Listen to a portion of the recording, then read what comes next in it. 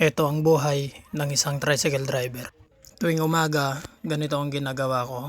Nagkakape muna bago sasabak sa gyera. Kung tricycle driver ang tatay mo, kapatid mo o kaya kamag-anak mo, dapat mo i-share at panoorin itong video na ito. Una, pinapainit ko muna ang makina ng motor ko. Pinupunasan bawat sulok nito para sa ganon malinis tignan sa paningin ng mga pasahero. Halika, samahan mo ako sa aking pagmamaneho. Sadyang napakahirap kumita ng pera para sa amin. Maaga kang gigising kahit ang tulog mo ay kulang pa rin. Pagpunta mo sa pila, sobrang haba. Pag pumila ka ng alas 2, makakaalis ka na lagpas alas 3 na. Ang hirap talaga pag tricycle driver ka. Todo kayod ka, tapos yung katawan namin sumasakit na. Sala sa init, sala sa lamig, naulan pa.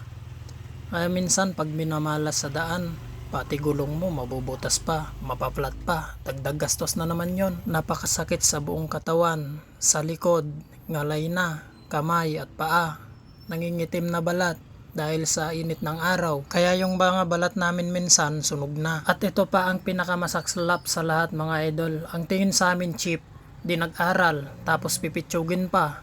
Wala naman kaming ibang hangad kundi ang paglingkuran at mahatid kayo kung saan man kayo pupunta. Kadalasan tingin sa amin mapang-abuso, mukhang pera, hot-hotero. Di nyo ba naisip na may pamilya din kaming binubuhay?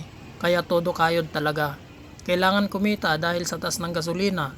Sa halagang 30 pesos galit pa.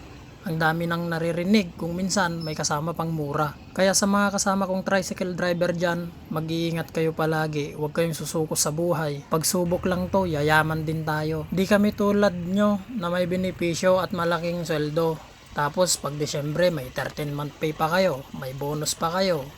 Kami, umaasa lang kami sa lakas ng biyahe. Kailangan ng sipag at tiyaga. Dahil pag di mo yung ginawa, yung araw mo mababaliwala. Sige, tatanungin ko kayo, saan kayo nakakita ng tricycle driver na mayaman? Sige nga, tandaan nyo, wala pang nananalo sa loto na hindi tumataya. Pag matumal, dinadaan na lang namin sa kwentuhan para lang may magawa. Kung kaya't sa lahat ng pasahero namin, salamat nga pala ha. Dahil kayo ang lagi naming kasama sa araw-araw naming pakikipagsapalaran sa mapanganib na kalsada. Yan yung buhay naming mga tricycle driver. Hindi namin alam kung makakauwi pa kami ng buhay sa aming pamilya. Basta ang swerte, sa Panginoon na lang namin iaasa. Mukha man kaming sanggano, ayos lang, at least yung trabaho namin marangal at di masama. At higit sa lahat mga idol, wala kaming tinatapakang tao. Kaya muli, salamat sa inyo. God bless sa ating lahat. Mabuhay po kayo.